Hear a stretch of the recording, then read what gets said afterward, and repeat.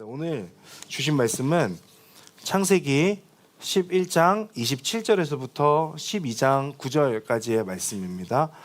우리 함께 교독하신 후에 마지막 절은 함께 읽도록 하겠습니다. 데라의 족보는 이러합니다. 데라는 아브람, 나홀, 하란을 낳았습니다. 하란은 롯을 낳았습니다. 하란은 자기가 태어난 갈대아의 우르에서 자기 아버지 데라보다 먼저 죽었습니다. 아브람과 나홀은 장가를 갔습니다. 아브람의 아내의 이름은 사레였고 나홀의 아내의 이름은 밀가였습니다. 밀가는 하란의 딸이었으며 하란은 밀가와 이스가의 아버지입니다. 사레는 아기를 낳지 못해서 자식이 없었습니다. 데라는 자기 아들인 아브람 그리고 자기 아들 하란의 아들인 손자 롯 그리고 자기 아들 아브람의 아내이자 자기 며느리인 사레를 데리고 함께 갈대아의 우르를 떠나 가나안으로 향했습니다. 그러나 그들은 하란에 이르러 거기에서 살게 됐습니다. 데라는 205세까지 살다가 하란에서 죽었습니다. 여호와께서 아브람에게 말씀하셨습니다. 내 고향, 내 친척, 내 아버지의 집을 떠나 내가 내게 보여주는 땅으로 가거라. 내가 너를 큰 민족을 만들고 내게 복을 주어 내 이름을 크게 할 것이니 내가 복의 근원이 될 것이다. 너를 축복하는 사람에게는 내가 복을 주고 너를 저주하는 사람에게는 내가 저주하리니 땅의 모든 족속이 너로 인해 복을 받을 것이다. 그리하여 아브람은 여호와께서 말씀하신 대로 떠났습니다. 롯도 아브람과 함께 갔습니다. 아브람이 하란을 떠날 때 나이는 75세였습니다. 그는 아내 사레와 조카 롯과 그들이 모은 모든 재산과 하란에서 그들이 얻은 사람들을 데리고 가나안 땅을 향해 떠나 가나안 땅에 이르렀습니다. 아브라함이 그 땅을 지나 세겜 땅 모래의 큰 나무 앞에 이르렀는데 당시 그 땅에는 가나안 사람들이 살고 있었습니다. 여호와께서 아브라함에게 나타나 말씀하셨습니다. 내가 내 자손에게 이 땅을 주겠다. 아브라함은 여호와께서 자신에게 나타나신 그곳에 제단을 쌓았습니다. 거기에서 그는 베델 동쪽에 있는 산으로 가서 장막을 쳤는데 그 서쪽에는 베델이 있고 그 동쪽에는 아이가 있었습니다. 거기에서 그는 여호와를 위해 제단을 쌓고 여호와의 이름을 함께 불렀습니다. 읽겠습니다. 아브라함은 계속 이동해서 네겝으로 나아갔습니다. 아멘. 자, 오늘부터는 우리가 창세기 12장을 보게 됩니다. 지금까지 1장에서부터 11장까지의 내용을 보면서 조금은 어렵고 익숙하지 않았던 내용일 수도 있었는데 12장부터는 우리가 너무나도 잘 알고 있는 아브라함에 대해서 나오게 되면서 조금은 익숙한 그런 부분들을 함께 보게 될 텐데요. 우리가 잘 아는 것처럼 아브라함은 믿음의 조상이라고 불리는 사람이죠. 11장 마지막 부분부터 아브라함의 이름이 등장하게 됩니다. 제가 지난주에 11장의 바벨탑 사건을 말씀드리면서 1장에서부터 11장까지의 내용을 보면서 반복되는 패턴이 하나 있다고 말씀드렸었습니다. 인간이 범죄하게 되고 그 가운데 하나님께서 질책하시고 하나님의 은혜가 있고 그로 인해서 인간이 회복되어지는 것을 말씀드렸었는데요. 이것을 좀 더 쉽게 얘기하면 죄와 벌 그리고 은혜와 회복이라고 그렇게 좀 정리를 해볼 수도 있을 것 같습니다. 그러니까 아담과 하와의 범죄가 있었고 가인의 범죄가 있었고 노아 시대에 다른 사람들의 범죄함이 있었죠. 그리고 홍수 이후에 그 방주에서 나와서 노아가 범죄하는 것도 있었죠. 그리고 바벨탑 사건으로 인해서 범죄하였던 인간들이 있었다는 것을 우리가 1장에서부터 11장까지 보았습니다. 근데 이제 12장, 창세기 12장에 와서 보면 아브라함이라고 하는 한 인물을 통해서 새로운 패턴이 지금 제시되고 있어요. 그것은 죄와 벌 그리고 은혜와 회복의 그 순환 고리를 끊어내면서 이제는 믿음과 순종의 역사로 변해가는 그런 모습들의 그 분기점이 오늘 12장에서 시작이 되는 겁니다. 물론 이후의 인류의 역사를 보면 여전히 죄 가운데 있고 벌을 받게 되고 그리고 하나님께서 은혜를 주시고 그리고 회복되어지는 그 역사는 계속해서 반복되는 것은 사실이지만 그러나 이제 이후부터는 모든 인류에 대한 이야기가 아니라 아브라함과 그의 후손들에게 집중되어지는 내용들이 12장에서부터 등장하게 되는 것이죠. 그러면서 말씀드렸던 그 네 가지의 그 패턴의 그 측면 가운데 한 가지가 더해지게 되는데 그것은 인간을 선택하시고 사랑하심에서 오는 약자 되시는 그 하나님의 모습이라고 할 수 있습니다. 하나님께서 얼마든지 그냥 끊어내실 수 있고 버리실 수 있는 그런 인간의 참혹한 죄악의 현장이었지만, 그런 하나님께서 그 가운데 그냥 그들을 이렇게 끊어버리지 않으시고 계속해서 하나님의 언약, 그 무지개를 통해서 선포되었던 그 언약과 그 이후에 바벨탑의 사건도 보면 하나님께서 없애실 수 있었지만 없애지 않으시고 언어를 흩으셨지 않습니까? 그 사람을 심판하겠다라고 하는 그 약속을 계속해서 이행해 가시거든요. 그리고 어떻게 보면 그 바벨탑의 언어를 흩으심으로 인해서 지난주에 말씀드렸던 것처럼 인간의 그 범죄함이 멈췄다, 그쳤다고 하는 또 은혜의 측면이 있었다는 것을 우리가 지난주에 함께 보기도 했었죠. 하나님께서는 이후부터 계속해서 인간을 사랑하는 데서 오시는 약자 하나님으로 비춰질 수 있어요. 그러니까 누가 더 사랑하느냐의 부분에서 보면 남녀 간에도 마찬가지, 부부 사이에서도 마찬가지, 더 많이 사랑하는 사람이 더 약자가 되는 것 같이 하나님은 인간을 너무나도 사랑하시기 때문에 그 사랑하심에서 오는 스스로의 약자 되시는 그런 하나님의 모습들을 이후부터는 쭉 우리가 보게 됩니다. 때로는 선택한 인간을 설득하시고, 그리고 설득이 안 될 때는 기적을 행하시기까지도 인간을 향하여서 하나님의 그 사랑을 알려주시고 하나님의 그 은혜의 역사를 끌고 나가시는 하나님의 주권적인 모습을 볼 수 있는 것이죠. 그리고 이제 12장부터는 하나님께서 주도하시는 그 역사가 한 사람에게 집중이 됩니다. 마치 전체를 비추고 있다가 이제부터는 어느 한 사람에게 그 카메라가 이렇게 줌인되는 어떤 그런 느낌을 12장부터 받게 되는 겁니다. 자, 아브라함을 선택하시는 것은 아담을 창조하시고 노아를 선택하시는 것과는 조금 성격이 다른 것 같습니다. 무슨 말이냐면, 처음에 아담을 창조하실 때는 아무도 없는 상태에서 한 인간을 만드시는 거잖아요. 그리고 노아를 선택하실 때는 많은 인간이 있었지만 많은 인간들을 죽이면서까지 노아를 선택하시고 노아와 노아의 가족들만 남게 됐지 않습니까? 그러나 이 12장에서 어떤 이유인지는 모르겠으나 갑작스럽게 아브라함이라고 하는 이 한 사람을 딱 선택하시는 그 선택 가운데에는 많은 인간이 있다는 것은 노아의 시대와 동일하기는 하지만 당시 인간들이 여전히 존재하는 가운데에 아브라함을 선택하셨다고 하는 측면에서는 분명히 차이점이 있습니다. 그래서 아브라함을 선택하실 때는 아담만 있고 노아만 남았던 시대와는 분명히 다른 그런 삶이, 그런 상황들이 전개되는 것이죠. 이제는 여러 인간들과 더불어서 살아가야 되는 거죠.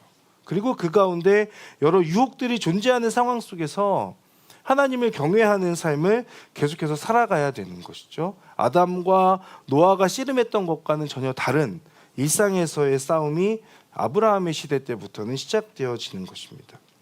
아브라함을 보면서 우리가 어쩌면 조금 더 우리의 삶과 맞닿아 있다라고 하는 그런 생각을 하게 되는 이유가 여기에 있지 않나 싶습니다. 창세기 11장까지는 뭔가 인간의 원 역사를 다루면서 어떻게 보면 우리의 일상과는 조금은 동떨어진 것 같은 느낌을 받을 수밖에 없었죠.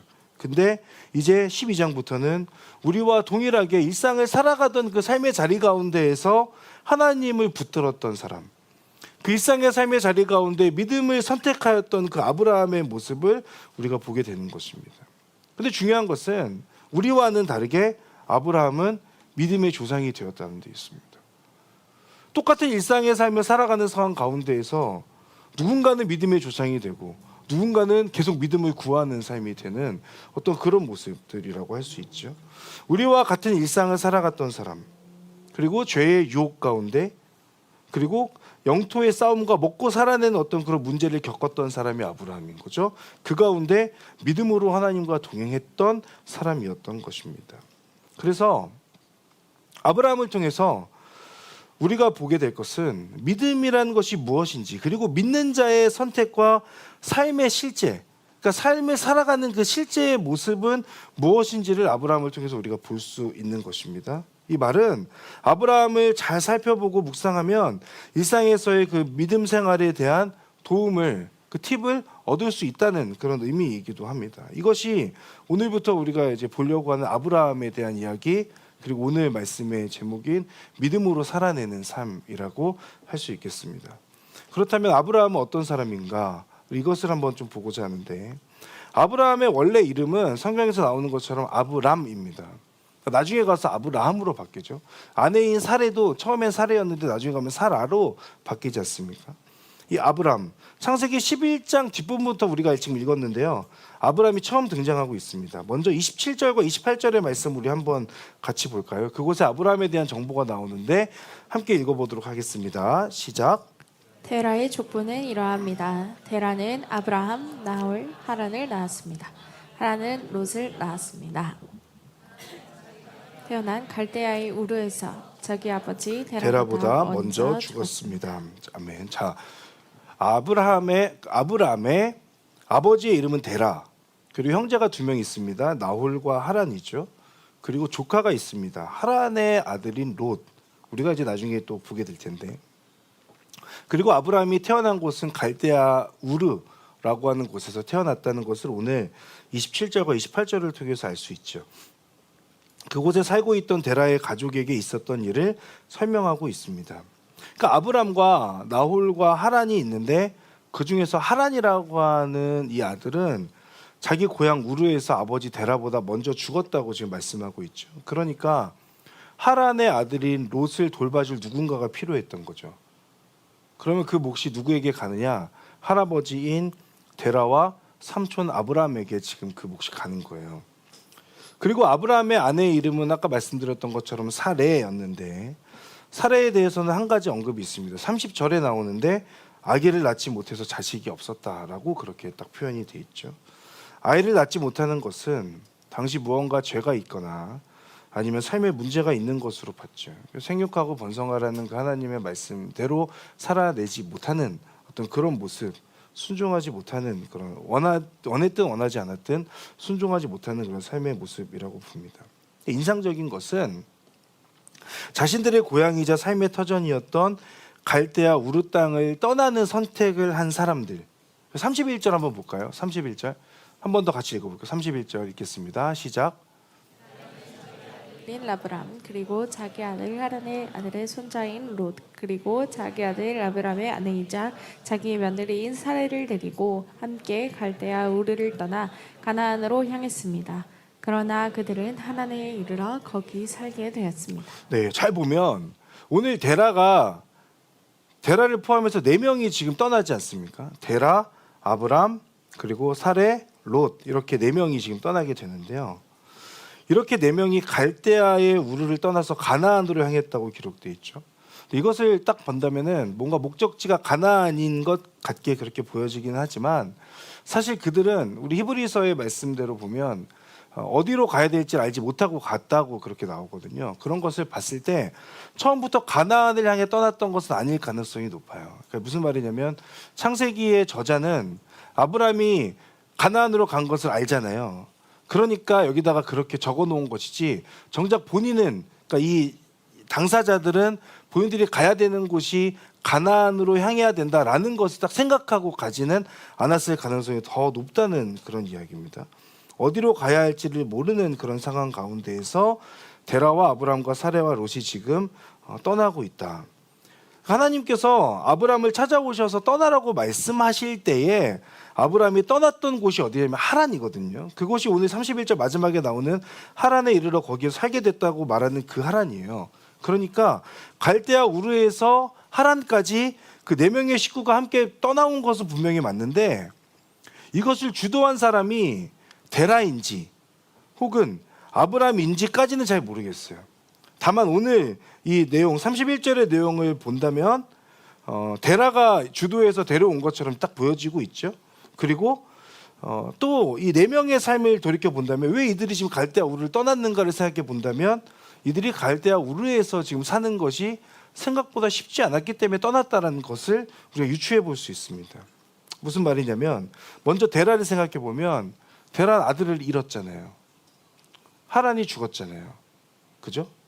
아버지 데라보다 아들 하란이 먼저 죽은 것을 특이하게 언급하고 있는 것 자체를 생각해 볼 때 그 사건 자체가 데라에게 있어서 또 가족에게 있어서는 뭔가 어떤 특별한 사건이었을 가능성이 있습니다. 그러니 이 아들의 죽음을 받아들이는 데라의 마음이 조금 상상력을 발휘해서 생각보다 참 힘들었겠다, 쉽지 않았겠다라는 생각을 해본다면 갈대아 우르에서 지금 계속 사는 것이 데라에게 쉽지 않았을 수 있어요.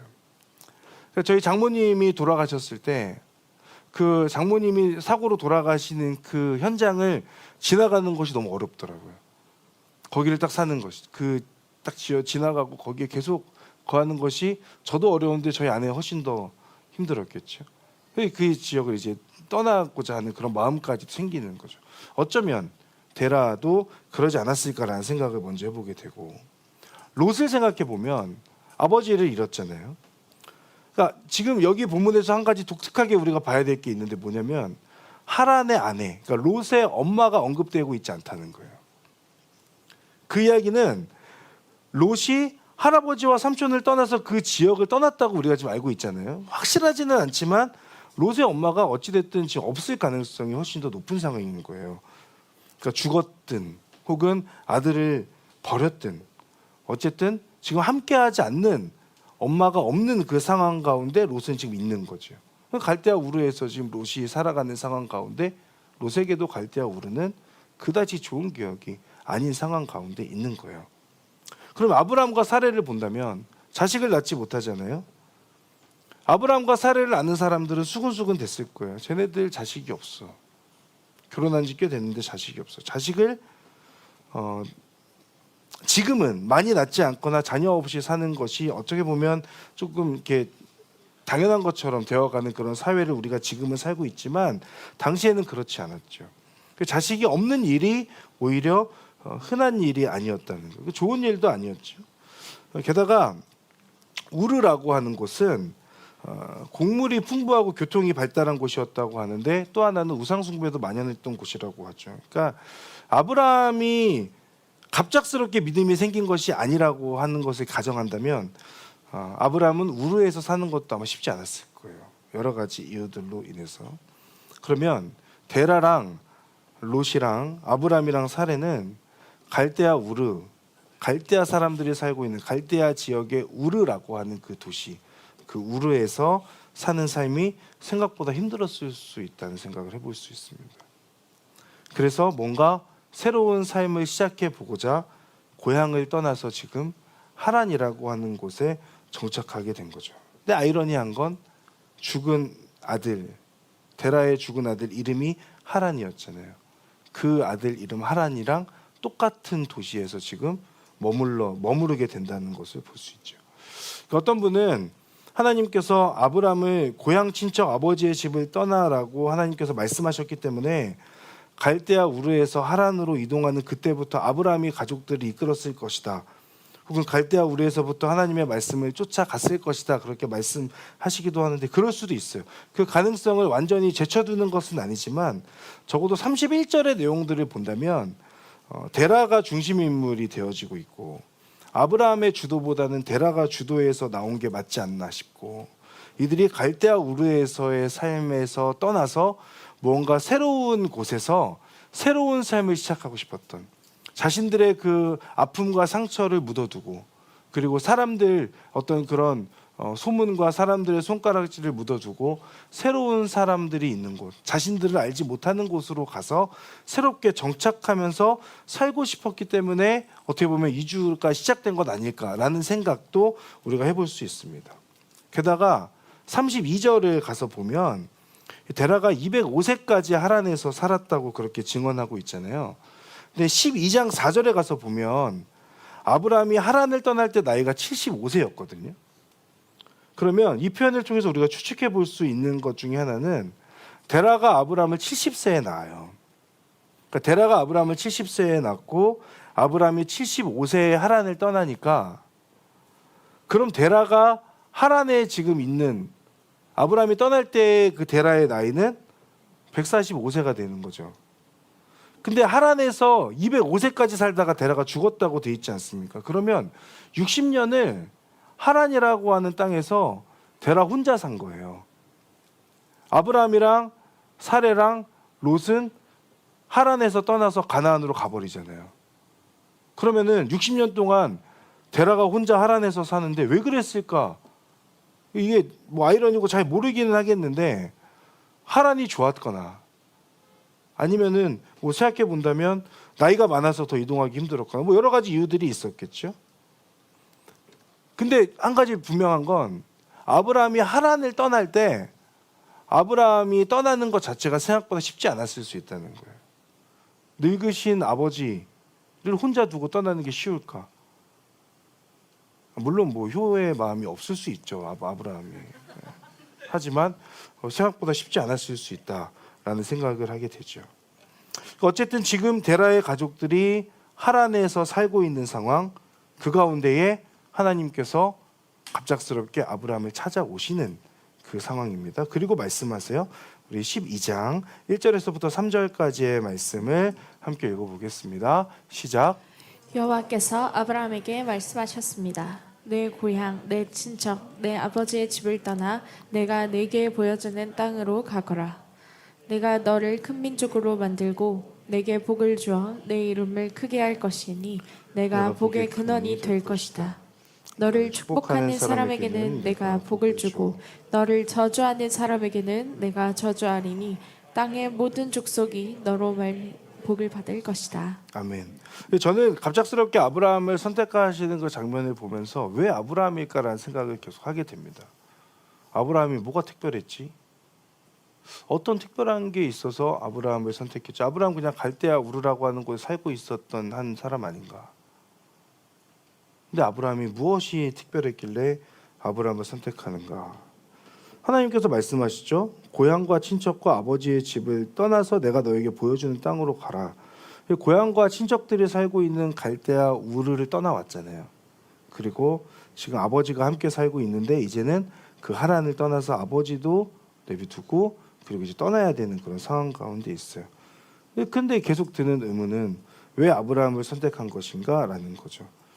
갈대아 우르에 사는 지극히 평범한 사람, 그런데 하나님께서 아브라함을 왜 선택하셨는가에 대해서는 우리가 다 그 이유를 온전히 알 수는 없어요. 하나님의 주권에 해당되는 부분이기 때문에이기도 한데 한 가지 힌트를 생각해 본다면 아브라함의 이후의 삶을 돌이켜 본다면 한 가지 힌트는 아브라함은 하나님의 말씀에 순종하는 사람이라는 거죠. 그거 말고는 딱히 전 답을 찾지 못하겠어요. 아브라함을 선택하신 것은 하나님의 주권에 속하는 부분이라서 우리가 그 이유를 다 알 수는 없지만 다만 하나님께서 말씀하실 때 그 하나님의 말씀에 즉각적으로 순종하였던 사람이 아브라함이라고 하는 것은 우리가 알 수 있죠. 왜냐하면 아버지를 남겨두고 하란에서도 떠나는 모습을 우리가 바로 확인하게 되기 때문이죠. 그렇다면 우리가 지금 아브라함을 통해서 먼저 보게 되는 것은 하나님께서 선택하시는 사람, 하나님께서 사용하시는 사람은 누구인가? 아브라함의 모습을 볼 때 하나님께서 말씀하실 때에 순종할 수 있는 그 마음의 준비가 늘 되어 있는 사람이겠죠. 하나님께서 말씀하실 때 뭔가 그 말씀 앞에서 내가 이것저것 따져보기 시작하고 내가 이 부분 이렇게 하면은 이런 이득이 있을 것 같고 이렇게 하면 내가 손해를 볼 것 같은데 그러면은 뭔가 내가 이거를 한번 해보는 것에 대해서 다시 생각해 봐야 되겠다라고 생각하는 그 순간 아브라함의 모습을 통해서 우리가 보게 되는 말씀이 끝나자마자 바로 그 하란을 떠나는 그런 아브라함의 모습과는 다른 모습, 순종의 모습보다는 순종을 고민하는 그런 모습이 우리 가운데 있게 되는 겁니다.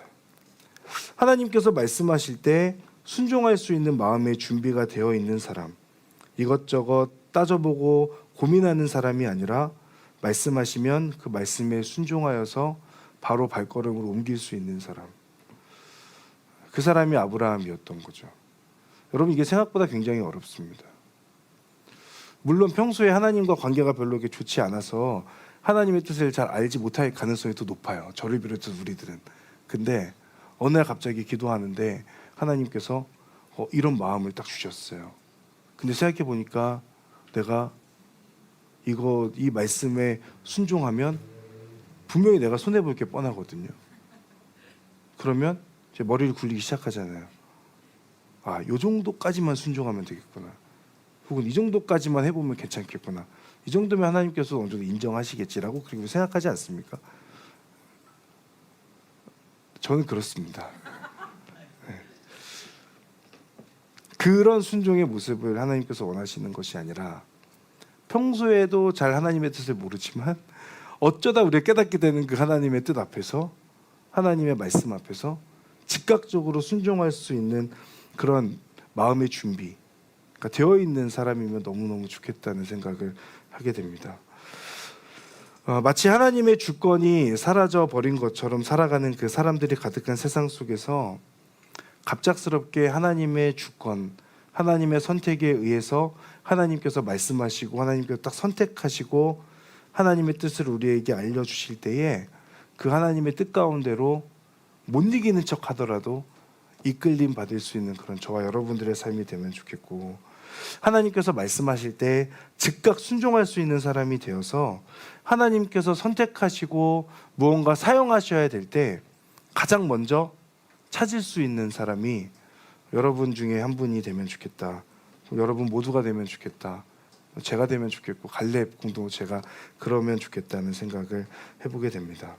그렇다면 하나님의 말씀에 순종하여서 믿고 나아가는 아브라함의 실제적인 모습은 무엇인가?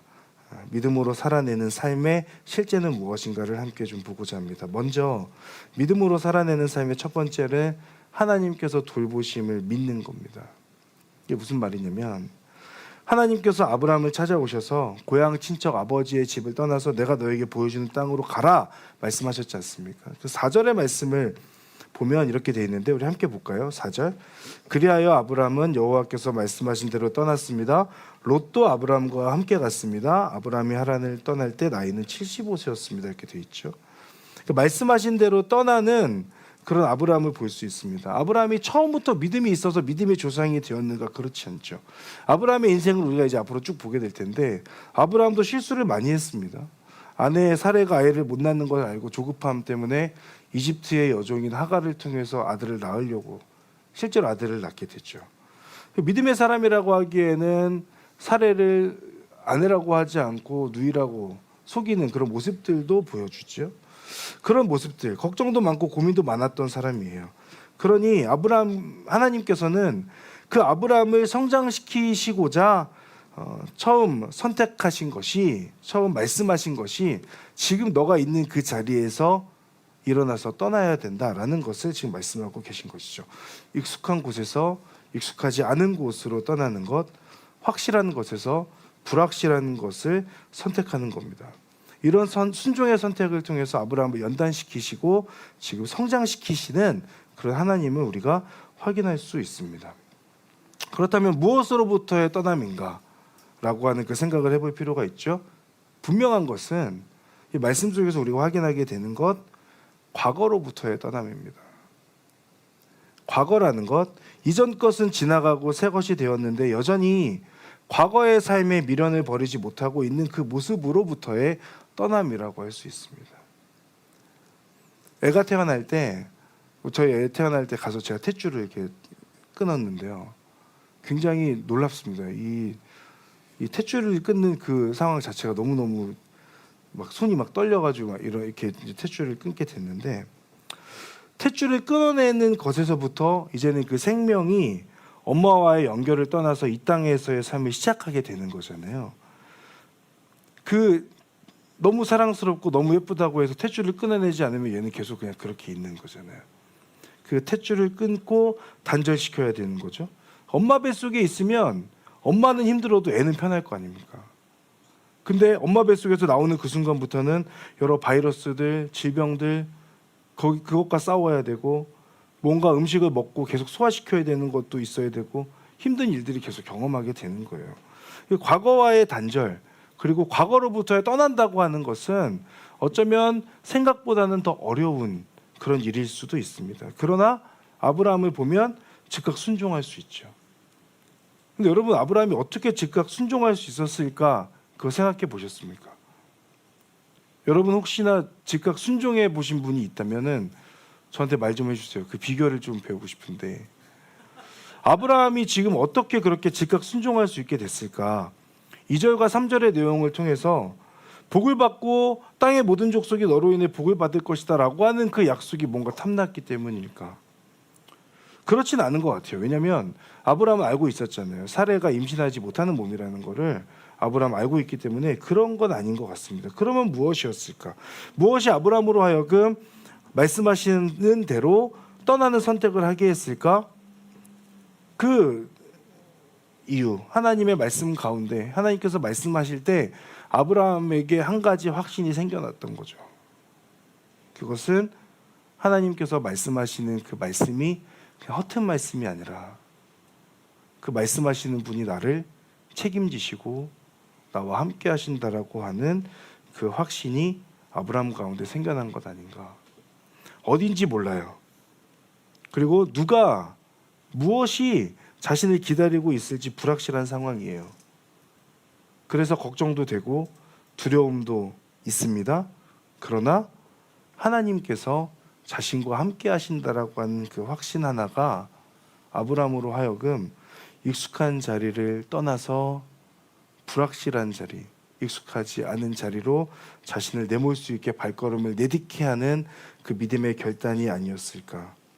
아브라함 어디를 향해 가는지도 모른 채로 그 믿음을 가지고 떠나는 그런 모습이죠. 시편 121편, 시편의 121편을 보면 이렇게 나옵니다. 말씀이 길지만 그냥 제가 읽어드리면, 그분은 너의 발을 미끄러지지 않게 하시리라. 너를 지키시는 그분은 졸지도 않으시리라. 이스라엘을 지키시는 그분은 졸지도 않으시고 주무시지도 않으신다. 여호와는 너를 지켜주시는 분이시니 여호와께서 너의 오른손에 그늘이 되신다. 낮에 해도 밤에 달도 너를 해치지 못할 것이다. 여호와께서 모든 해악에서 너를 지켜주시며 내 영혼을 지켜주시리라. 아멘. 여러분, 이 말씀 가운데 제가 말씀 읽었기 때문이 아니라 하나님께서 주신 말씀 속에서 우리 가운데 찾아오는 감동이 있습니다. 아, 하나님께서 나를 지켜주시는구나. 하나님께서 나를 언제나 보호하시는구나. 나와 함께 하시는구나. 아브라함이 담대하게 믿음의 선택을 하며 떠날 수 있었던 것은 어떤 상황 가운데서도 내가 너를 지켜줄 것이고, 어떤 상황 가운데서도 내가 너와 함께 할 것이고, 너를 여전히 인도해 가는 하나님이다 라고 하는 그 말씀이, 하나님의 그 말씀 가운데 아브라함의 마음에 딱 꽂힌 거죠. 그리고 그 마음 때문에 하나님 앞에서 선뜻 발을 내딛는 용기를 발휘할 수 있게 됐던 겁니다. 사랑하는 여러분, 불확실한 상황에 발을 내딛는 거 너무 어렵죠. 저도 어렵고 우리 모두 어려운 거 잘 알고 있어요. 그러나 하나님께서 말씀하신 것이 확실하다면, 이것이 나에게 주신 하나님의 뜻이라는 것에 대해 확신한다면 머뭇할 것이 아니라 당당하게 발을 내딛는 믿음이 필요합니다.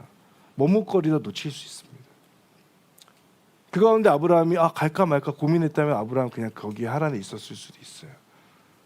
근데 믿음으로 발을 내딛는 그 순간부터 하나님은 아브라함을 통해서 가지고 계신 인류의 새로운 역사가 시작되는 것이죠. 하나님께서는 우리에게 믿음을 주시지만 우리는 그 믿음을 수동적으로만 받을 것이 아니라, 그 믿음을 수동적으로 받는 것에 그치는 것이 아니라 받은 그 믿음을 가지고 더 능동적으로 우리의 삶의 자리 가운데 실천하며 살아가는 것이 우리 가운데 필요합니다. 믿음에 근거한 순종을 통해서 하나님께서 너무 귀하게 쓰시는 하나님의 사람들 여러분 모두가 되시기를 간절히 바랍니다. 믿음으로 살아내는 삶의 두 번째는 내가 복이라고 하는 것을 깨닫는 거예요. 하나님께서 아브라함에게 약속하십니다. 2절과 3절 아까 우리가 봤으니까 말씀하시죠. 엄청난 하나님의 약속입니다. 어쩌면 다 받아들이기 힘든 부담스러운 약속일 수도 있습니다. 내가 뭐라고 나로 인해서 땅의 모든 족속이 복을 받는다는 말인가 싶을 수 있죠. 그러나 하나님께서 분명하게 말씀하십니다. 복을 받을 것이다. 너 복이 될 것이다. 그 너를 통해서 많은 사람들이 복을 받게 될 것이다 말씀하시죠. 복의 근원이 된다는 것, 복이 된다는 것은 더 이상 복을 구하는 존재가 아니라는 의미입니다. 복을 간구하는 자가 아니라 복 자체인 것이죠. 이것은 나를 통해서 일하시는 그 하나님께서 주신 그 책임을 다시금 상기하는 것이기도 합니다. 무슨 뜻이냐면 내가 복 자체이기 때문에 나의 삶이 중요해지는 거예요. 여러분 한 분 한 분의 삶이 그냥 누군가가 쉽게 무시할 수 있는 그런 삶이 아니라 여러분 한 분 한 분의 삶이 너무나도 중요한 삶이 된다는 것이죠. 아브라함의 삶이 그랬던 거예요. 너 복이 될 거야. 너 복의 근원이 될 거야 라는 것은 너의 삶이 그렇게 하찮은 삶이 아니다. 많은 사람들이 너에게 혹은 너의 아내에게 너희 가족들에게 행했던 어떤 그런 손가락질과 그 뒤에서 오는 수근수근 되는 그런 삶으로 그칠 것이 아니라 너의 삶은 복이 될 것이고 복의 근원이 될 것이고 너를 통해서 내가 할 일이 있고 너를 통해서 분명하게 일할 나의 그런 계획이 있다라고 하는 것을 복이 될 것이다. 복의 근원이 될 것이다 라고 하는 그 말씀 가운데 아브라함에게 지금 상기시켜주고 계신 거예요. 그렇기 때문에 아브라함은 그 이후부터 자신의 삶이 어떤 삶이어야 하는지를 분명하게 깨닫고 살아갔을 거예요. 그러면서 나 하나쯤이야 라고 하는 그 생각으로 그냥 쉽게 넘어가는 그런 삶이 아니라 복 자체이니 나의 삶에 무게가 있고 그 무게를 견뎌내는 믿음과 순종의 삶을 아브라함은 계속해서 살게 되었던 것이죠. 그러면서 하나님께서 말씀하십니다. 아브라함을 축복하는 자에게 복을 주고 저주하는 자에게 저주하겠다. 우리는 믿음의 조상인 그 아브라함의 자손들로서 후손들로서 믿음의 영적인 계보를 계속해서 이어가는 사람들입니다. 우리가 붙들어야 될 약속은 하나님께서 아브라함에게 하셨던 것처럼 복이 될 것이다. 복의 근원이 될 것이다. 아브라함에게만 주신 약속이 아니라 아브라함의 후손인 우리들에게도 동일하게 주어진 약속. 여러분 한 분 한 분이 복의 근원, 복이 된다라고 하는 그 하나님의 약속인 줄을 믿습니다. 그렇기 때문에 나 또한 아브라함처럼 누군가에게 축복과 저주를 경험하게 할 수 있는 그런 사람이라는 것을 알아야 돼요. 그렇기 때문에 그리스도인으로서 삶을 가볍게 살아가는 것이 아니라 하나님을 경외하는 삶을 계속해서 살아가야 하는 것이죠. 나중에 가서 보면 아브라함은 조카 롯을 끝까지 책임집니다. 소돔 지역을 선택한 그 롯이 힘든 일을 겪을 때에도 아브라함은 롯을 구하러 가잖아요. 자신에게 주신 그 삶의 무게와 책임을 가장 가까운 조카에게서부터 먼저 행하는 그런 아브라함의 모습을 볼 수 있죠. 어쩌면 롯에게 있어서 가장 큰 축복은 아브라함이었을 수 있어요. 아브라함의 그늘 아래서 보호 아래서 살았던 것이 롯에게 있어서 너무나 큰 축복이었을 수 있습니다. 사랑하는 여러분, 우리가 복 자체입니다. 복의 근원입니다. 하나님을 사랑하고 하나님을 믿는 자, 예수님 안에서 새 생명을 얻은 한 사람 한 사람이 하나님의 복의 통로라는 것을 여러분 꼭 기억하실 수 있기를 바랍니다. 그러면서 하나님께서 베푸신 그 삶의 무게를 우리가 믿음으로 견뎌낼 수 있고 믿음의 삶을 살아낼 수 있기를 바랍니다. 그래서 저와 여러분 모두가 생각보다도 더 중요한 존재라는 거 여러분 기억하셔야 돼요. 예수님께서 허투루 죽으신 게 아니에요. 여러분을 그냥 지금의 삶의 모습, 그 죄의 모습 혹은 내가 머뭇머뭇하고 있는 믿음의 선택을 하지 못하는 그 모습 가운데로 그냥 내버려 두시려고 예수님께서 죽으신 게 아니에요. 엄청난 목숨 값을 지불하시고 여러분들의 삶을 죽음 가운데서 생명으로 옮겨주신 것임을 여러분 기억하셔야 돼요. 옆에 있는 분에게 한번 얘기해 주시겠어요? 너는 중요한 존재다. 우리 한 번 더 말씀해 주실 때 내가 복인데 복이라고 하는 생각에서 복 자체인 내 덕 좀 볼래라고 한번 얘기해 봐 주세요. 여러분 굉장히 중요한 인식이에요. 이거 꼭 기억하셔야 돼요. 자, 마지막 세 번째, 믿음으로 살아내는 삶의 세 번째는 여호와를 부르는 삶입니다. 시간이 많이 갔는데 제가 지난주에 다시 초심을 잃기로 제가 마음 먹었거든요. 초심을 다시 회복하면서 말씀을 빨리 끝냈더니 순모임을 못하고 계시더라고요. 그래서 오늘부터는 다시 초심을 잃어야 되겠다. 자, 아브라함은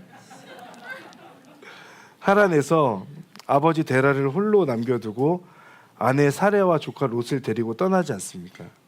창세기에서는 가나안 땅을 향해 갔다고 그렇게 나오지만 히브리서의 표현대로라면 어디로 가야 되는지 알지 모르고 갔다고 히브리서에 나와요. 그러니까 아마도 내가 너에게 보여주는 땅으로 가라라고 하는 그 표현만을 딱 본다면 히브리서의 말씀이 더 맞는 것 같습니다. 아까 말씀드렸던 것처럼 창세기 후대에 기록된 것이니까 그랬겠죠. 어쨌든 중요한 것은 가나안 땅을 향해서 갔더니, 그리고 가나안에 도착해 봤더니 그곳에 가나안 사람들이 살고 있었다는 데 있습니다. 6절에서부터 8절까지의 말씀 길지만 우리 마지막으로 한번 같이 읽어보도록 하겠습니다. 시작. 아브람이 그 땅을 지나 세겜 땅 모래의 큰 나무 앞에 이르렀는데 당시 그 땅에는 가나안 사람들이 살고 있었습니다. 여호와께서 아브람에게 나타나 말씀하셨습니다. 내가 네 자손에게 이 땅을 주겠다. 아브람은 여호와께서 자신에게 나타나신 그곳에 제단을 쌓았습니다. 거기에서 그는 베델 동쪽에 있는 산으로 가서 장막을 쳤는데 그 서쪽에는 베델이 있고 그 동쪽에는 아이가 있었습니다. 거기에서 그는 여호와를 위해 제단을 쌓고 여호와의 이름을 불렀습니다. 아멘. 자, 가나안 땅에 갔습니다. 가나안 땅에 갔더니 그 사람들이 살고 있습니다. 그런데 하나님 말씀하세요. 내가 너의 자손에게 이 땅을 주겠다. 이미 가나안 사람들이 살고 있는데 이 땅을 주시겠다는 것이 무슨 말인가? 그럼 결국 가나안 사람들이 떠나거나 혹은 이들과 함께 살거나 해야 하는 것인데, 이들과 함께 부딪히며 살아갈 생각을 하니까 걱정도 되고 고민도 됐겠죠. 먼 길을 떠나서 가나안까지 왔는데 그냥 얻어지는 것이 아니라는 생각을 하면서 아브라함 마음 가운데 낙심했을 수 있어요. 하나님의 약속을 붙들고 우리가 따라왔는데 거기에 평안과 기쁨과 형통함이 있는 게 아니라 오히려 더 싸워야 되고 힘든 상황들이 자꾸 연출되는 거예요. 이집트에서 탈출해 갖고 나와 가지고 40년을 헤매다가 가나안 땅에 들어갔더니 거기에서 기다리고, 여호수아를 비롯해서 이스라엘 백성들이 기다리고 있었던 것은 전쟁이지 않았습니까? 무언가 삶에서 계속, 지금 여기 아브라함을 봐도 가나안으로 왔는데 가나안 사람들이 여전히 살고 있다. 빈 공터가 아니라 거기에서 무언가 본인이 노력하며 살아야 되는 그런 상황들이 지금 계속 주어지는 거죠. 근데 그 가운데 아브라함이 선택했던 것은 우리가 읽었던 것처럼 그곳에 제단을 쌓았다라고 그렇게 기록하죠. 오늘 본문에서 제단을 쌓았다는 것이 2번 반복돼서 등장해요. 자신을 위해서 성을 쌓으면서 스스로를 지키고자 했던 이전의 사람들과는 무언가 다른 모습이죠. 하나님께 제단을 쌓는 것. 베이직 교회 조정민 목사님 이 부분 설명하시면서 이렇게 얘기해요. 믿음은 하나님을 위해 제단을 쌓는 것이고 신념은 자신을 위해 탑을 쌓는 것이다. 제단을 쌓을 때는 재물이 필요한데 그 재물은 나의 헌신과 나의 생명이라고 한다면, 반대로 탑을 쌓을 때는 남의 생명을 이용하고 착취한다, 그렇게 이야기하시는 부분들을 봤어요. 근데 오늘 이 제단을 쌓는 것을 보면서 한 가지 우리가 좀 주목해 봤으면 하는 것이 있는데 그 부분이 어디냐면 8절입니다. 8절 한번 보여주실래요? 8절. 거기에서 그는 베델 동쪽에 있는 산으로 가서 장막을 쳤는데 그 베델과 아이 사이에 제단을 쌓고 여호와의 이름을 불렀다고 얘기하잖아요. 여기서 무엇에 주목해 볼 것 같으세요? 산으로 갔다는 것에. 베델 동쪽에 있는 산으로 가서 장막을 쳤다라고 하는 그 부분에 우리가 조금 생각을 해볼 필요가 있어요. 아브라함이 도착한 가나안에 이미 가나안 사람들이 살고 있다고 말씀드렸죠. 근데 아브라함은 산으로 가서 장막을 쳤다. 장막을 쳤다는 건 본인이 이제 거주할 곳을 찾는 거잖아요. 근데 왜 산에 가서 장막을 칠까요? 산으로 가서 거주할 이유가 없죠. 아브라함은 모든 사람들이 사는 곳에 누가 봐도 물가 옆에 장막을 치거나 아니면 평평한 곳에 치거나 그랬어야 되는데, 지금 산으로 가서 장막을 쳤다는 것은 아마도 가나안 사람들을 피해서 갔을 가능성이 높습니다. 가나안 사람들을 피해서 산으로 간, 이유는 여러 개가 있을 수 있겠죠. 갔더니 가나안 사람들 텃세를 부려서 괴롭힐 수도 있었겠고, 그리고 혹은 그들과 섞이지 않기 위한 아브라함의 선택이었을 수도 있어요. 근데 중요한 것은 그들이 살지 않는 산으로 가서 제단을 쌓고 뭐 했대요? 여호와의 이름을 불렀다는 데 있습니다. 여러분, 이 부분에서 아브라함의 어떤 마음이 느껴지세요? 저는 이 부분에서 아브라함의 절박함이 느껴졌어요. 약속을 믿고 그 고향 땅도 아버지도 놓고 먼 길을 왔어요. 근데 가나안 사람들이 있어요. 여기에서 뭔가 하나님께서 새로운 역사를 일으키실 거라고 말씀은 하셨는데 와서 보니까 그렇진 않은 것 같고 뭔가 내가 해야 되는 몫이 있는 것 같고 주어져 있는 삶이 뭔가 생각했던 것보다는 조금 다른 그런 상황 가운데 있게 되니까 아브라함이 선택할 수 있었던 것은 하나님의 이름을 부르면서 하나님께 도움을 요청하는 것밖에 없었던 거예요. 그러니 지금 그 가나안 사람들을 어떤 이유인지 모르겠지만 피해서 산으로 가서 그곳에서 제단을 쌓고 여호와의 이름을 부르는 것. 하나님 이렇게 불렀을까요? 더 간절한 마음으로 하나님은 외치면서 불렀겠죠. 그 절박함과 간절함, 아브라함이 가지고 있었던 하나님 앞에서 믿음으로 살아내는 삶의 세 번째 모습입니다. 여러분, 우리에게 주어진 삶 속에서 믿음으로 살아낸다고 하는 것은요, 삶의 절박함 가운데 하나님의 이름을 부르는 삶인 거예요. 하나님의 이름을 부르는, 하나님을 향하여서 외치고 도움을 요청하고, 하나님 지금 나의 삶의 자리 가운데에서 내 힘만으로 할 수 없고 하나님의 은혜와 하나님의 도우심이 필요합니다. 그러니 하나님, 제 삶 가운데 더 강하게 개입하시고 더 일하시고 역사하여 주십시오. 내 삶 가운데 하나님의 은혜를 더하여 주십시오. 하나님, 제가 믿음이 부족해서 그 하나님의 은혜를 깨닫지 못하니까 하나님 강권적으로 역사해서라도 하나님의 은혜를 저에게 좀 알려주십시오라고 하는 그 절박함과 간절함이 우리 가운데 있어야 되는 것 아닌가라는 생각이 드는 겁니다. 그런데 우리 안에 그 간절함과 절박함이 없죠. 하나님의 이름을 부르지 않아도 괜찮다라고 하는 생각으로 살아가는 우리의 모습이 많이 있죠. 하나님 없이도 충분히 살아낼 수 있다는 고백과 그 삶의 모습이 우리 가운데 있지 않습니까? 저는 그리스도인이 하나님을 향한 절박함을 잃어버릴 때에 방향 설정이 잘못됐거나 아니면 교만하거나 둘 중 하나라고 생각해요.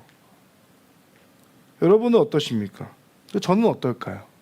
하나님을 향한 간절함과 절박함으로 여호와의 이름을 부르는 그런 우리의 모습이 있나 생각해 보고자 합니다. 여러분, 하나님의 인도하심 앞에서 제단을 쌓을 수 있길 바라고 간절함과 절박함이 회복되기를 바랍니다. 절박함이 내 안에 없다면 하나님의 이름을 부를 수 있는 곳으로 나를 가지고 가는 것이 필요합니다. 10월 13일 수련회가 준비되어 있습니다. 네, 저도 이러고 싶지 않은데, 여러분, 아브라함은 단순히 많은 인류의 조상이 아니라 영적인 믿음의 조상이었어요. 그러나 그도 처음부터 믿음의 조상은 아니었습니다. 아브라함에게 주어진 삶을 믿음으로 살아내다 보니까 어느 순간 후대에서는 그 아브라함을 생각하면서 믿음의 조상이라고 그렇게 우리가 지금 보게 되는 겁니다. 하나님께서 돌보심을 믿고 하나님께서 기뻐하시지 않는 과거로부터 돌이키는 삶이 우리 가운데 필요합니다. 내 마음 가운데 자꾸 미련을 갖게 되는 것, 자꾸 돌아보게 되는 것들이 있다면 그것으로부터 단절하는 것이 필요한 거예요. 과감한 결단에서 오는 끊어냄과 떠남이 필요합니다. 이것은 하나님께서 나를 돌보신다는 확신에서 가능해요. 여러분, 하나님께서 여러분을 계속해서 돌보고 계세요. 하나님께서 그냥 내버려 두지 않으세요. 여러분이 어려움 가운데 있을 때에도 하나님은 여전히 여러분들과 함께 걷고 계세요. 우리가 담대함을 가지고 믿음의 결정을 내리지 못하는 것은 하나님께서 나를 돌보신다라고 하는 그 믿음이 흐릿해지기 때문이 아닌가라는 생각을 해봐요. 성령으로 충만할 때는 뭐든 할 수 있을 것 같잖아요.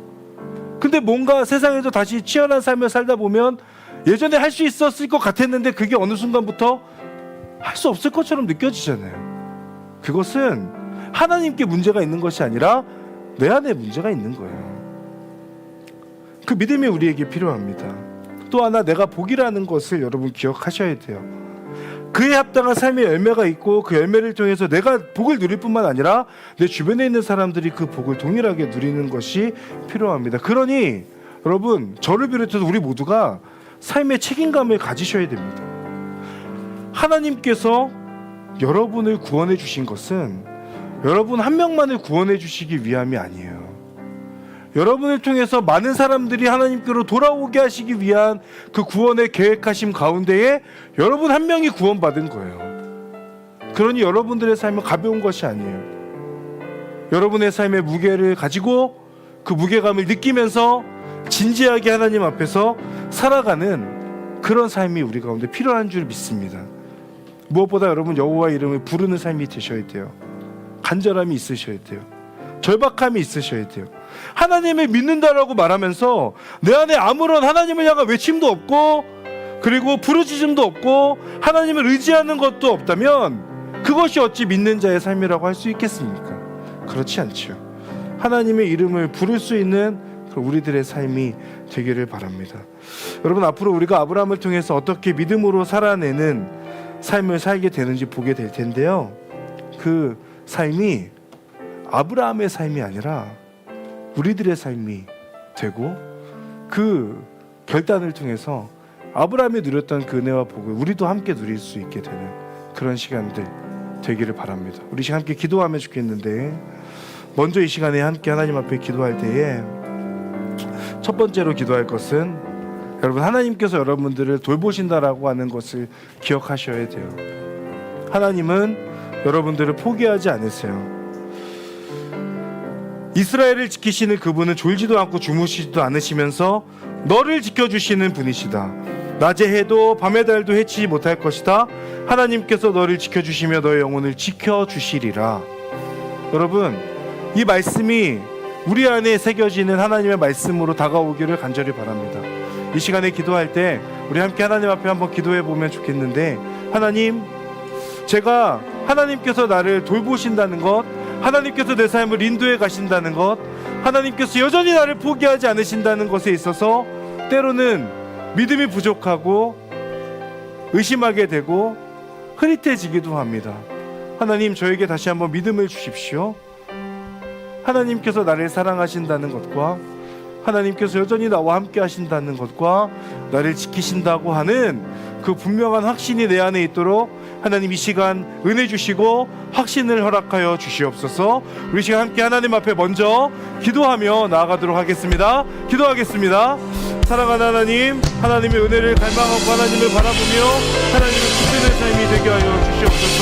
아버지 하나님, 하나님께서 일하시는 그 삶을 통하여서 아버지 하나님을 붙들고 하나님을 바라보는 삶이 되게 하여 주십시오. 아버지 하나님의 역사와 하나님의 일하심을 따라가게 하여 주십시오. 하나님, 내가 바로 하나님께서 도와하시고 인도하시고 역사하시는 하나님의 자비를 기억하게 하여 주십시오. 연약함의 영혼 통하여 일하소서. 주님 나라와 그 뜻을 위하여 뜻하신 그곳에 나 있기 원합니다. 이끄시는 대로 순종하며 살리니 연약함의 영혼 통하여 일하소서. 주님 나라와 그 뜻을 위하여 주님 말씀하시면 내가 나가리다. 주님 뜻이 아니면 내가 멈춰서리다. 나의 가고 서는 곳 주님 뜻에 있으니 오 주님 나를 이끌리소서. 주님 말씀하시면 내가 나아가리다. 주님 말씀하시면 내가 나아가리다. 주님 뜻이 아니면 내가 멈춰서리라. 나의 가고 서는 곳 주님 뜻에 있으니 오 주님 나를 이끌소서. 뜻하신 그곳에 나 있기 원합니다. 이끄시는 대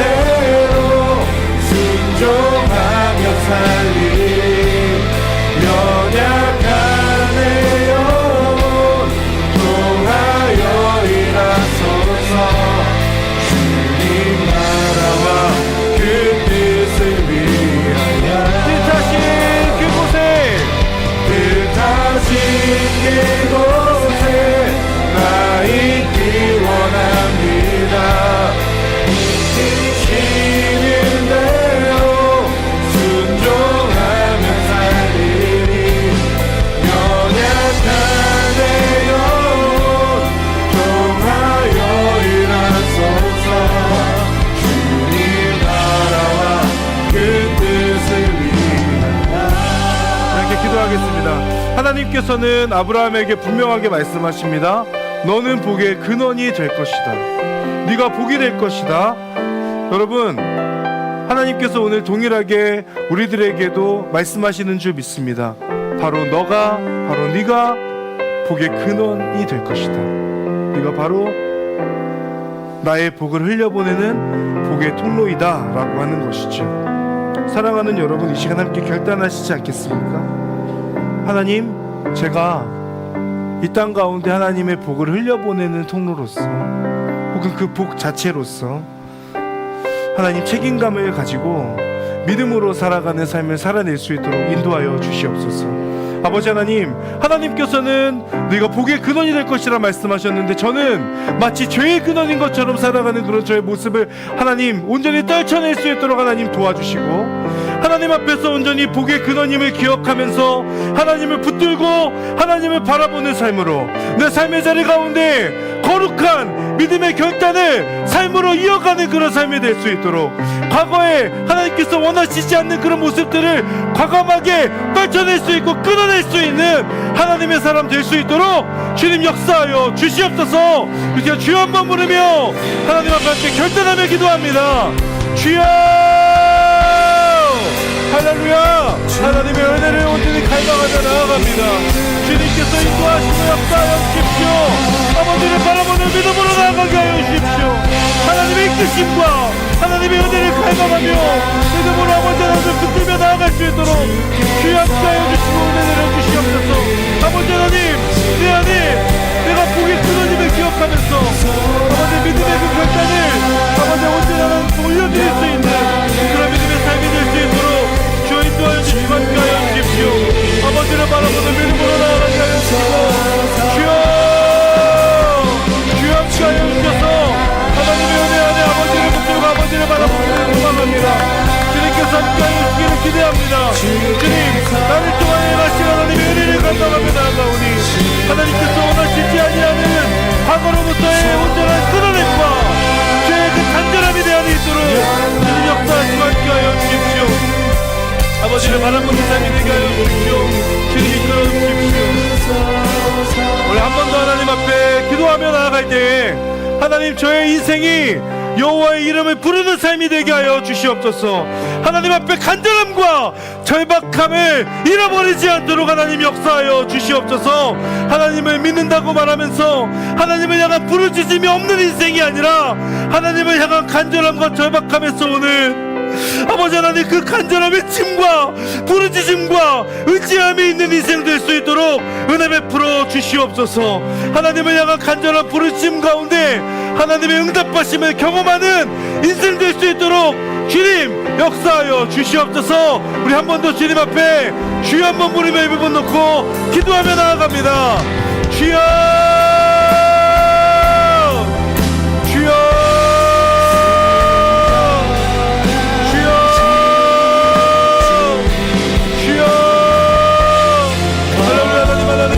갈망하며 나아가는 우리 인생이 되게 하여 주시옵소서. 아버지 하나님의 바람과 하나님을 붙들며 아버지 하나님 온전히 하나님의 이름을 부르는 하나님의 사람들이 될 수 있도록 주님 역사하시고 함께하여 주시옵소서. 아버지를 바라보는 삶이 되게 하여 주십시오. 주님의 역사와 주님의 기심 가운데 하나님의 이름을 높이며 나아가는 하나님의 사람들 되게 하여 주시옵소서. 하나님을 향한 간절함이 회복되게 하여 주십시오. 하나님을 향한 절박함이 회복되게 하여 주십시오. 하나님을 향한 외침이 회복되게 하여 주십시오. 하나님을 향하여 부르짖게 하여 주십시오. 하나님, 그 가운데 하나님의 응답과 하나님의 역사를 온전히 바라보며 하나님의 응답하신 가운데 믿음으로 나아가는 하나님의 사람들 될 수 있도록 주여 도와주시고 함께하여 주시옵소서. 아버지 하나님, 하나님의 이름을 부르는 자들 될 때 그 가운데 하나님의 응답하심을 온전히 경험하게 되는 하나님의 은혜를 더하여 주시옵소서. 아버지 하나님을 바라보기를 소망합니다. 주님께서 함께하여 주시기를 기대합니다. 주님 인도하시고 함께하여 주심에 하나님의 이름을 높이는 자들 될 수 있도록 주여 도와주시고 함께하여 주시옵소서. 아버지 하나님, 우리가 바로 하나님을 기억하게 하여 주시고 아버지 붙들어 주십시오. 우리 마지막으로 우리 공동체 위해서 함께 기도할 때 하나님, 우리 갈렙 공동체가 바로 복의 근원입니다. 우리를 통하여 하나님 일하여 주시옵소서. 우리를 통하여 하나님의 그 증거를, 하나님의 그 살아계심을 아버지 하나님 온전히 선포하여 주시옵소서. 하나님, 우리 갈렙 공동체를 통하여 하나님께서 일하여 주시고 우리들을 사용하여 주시옵소서. 우리 마지막으로 공동체 위해서 소망하는 마음을 담아서 함께 기도하며 나아가겠습니다. 사랑하는 하나님, 하나님의 은혜 가운데 우리 갈렙 공동체가 지금까지 나오게 되었던 것, 그것은 하나님의 은혜인 줄을 믿습니다. 하나님 계속해서 하나님의 갈렙 공동체를 기억하며 하나님을 바라보는 공동체 되게 하여 주십시오. 하나님의 그 복을 흘려보내는 공동체 되게 하여 주십시오. 하나님의 역사를 드러내는 공동체 되게 하여 주십시오. 아버지를 바라보는 삶이 되게 하여 주십시오. 갈렙 공동체가 더욱더 복의 구원을 기억하며 하나님의 구원 계획 가운데 아버지 온전히 쓰임받는 공동체 되도록 주님 역사하시고 함께 하여 주시옵소서. 아버지 하나님, 이들을 내버려 두지 마십시오. 우리 공동체를 기억하여 주십시오. 공동체를 통하여 놀라운 하나님의 역사를 드러내주십시오. 아버지, 하나님의 이름을 높이며 아버지를 바라보는 갈렙 공동체 되어서 하나님의 이름을 증거하는 공동체 될 수 있도록 주여 주시고 함께 하여 주십시오. 아버지, 이 자리 가운데 있는 모든 갈렙의 재단 사랑한 사람마다 하나님의 이름을 부르게 되는 은혜가 있게 하여 주십시오. 아버지, 이 자리 가운데 한 사람 한 사람마다 하나님의 향한 간절한 부르심의 회복을 통하여 하나님의 응답을 경험하게 되는 그런 갈렙 공동체 될 수 있도록 주여 도와주시고 함께 하여 주십시오. 하나님, 그들을 내버려 두지 마시고 하나님께서 함께 하시고 하나님의 역사가 이들을 통해 다시 한번 회복되고 나타나게 되며 은혜가 임하도록 주여 도와주시고 함께하여 주시옵소서. 아버지 하나님만을 바라보는 갈렙이 되어서 하나님께서 영광을 돌리고 늘 하나님의 이름을 높이며 하나님만을 온전히 바라보며 나아가는 하나님의 사랑을 받고 선택을 받는 갈렙 공동체를 수 있도록 주여 인도하여 주시고 함께하여 주시옵소서. 주님만을 바라보는 우리의 삶이 될 수 있도록 인도하시고 함께하여 주시옵소서. 주님 바라보며 사랑하는 하나님, 우리들이 살아가는 그 삶의 자리 가운데 믿음의 결단을 통하여 믿음으로 살아내는 삶이 되게 하여 주시고 하나님께서 누군가를 선택하시고 사용하실 때 가장 먼저 생각나는 사람, 이 자리 가운데 있는 모든 예배자들 될 수 있도록 인도하여 주시옵소서. 하나님께서 믿음을 주셨지만 그 믿음을 수동적으로 받아들이는 것에 그치지 아니하고 더욱더 나에게 주신 그 믿음을 가지고 믿음으로 살아내는 삶을 통하여 하나님께 영광 돌리는 삶이 될 수 있도록 하나님 은혜 베풀어 주시옵소서. 감사드리며 예수님의 이름으로 기도드립니다. 아멘.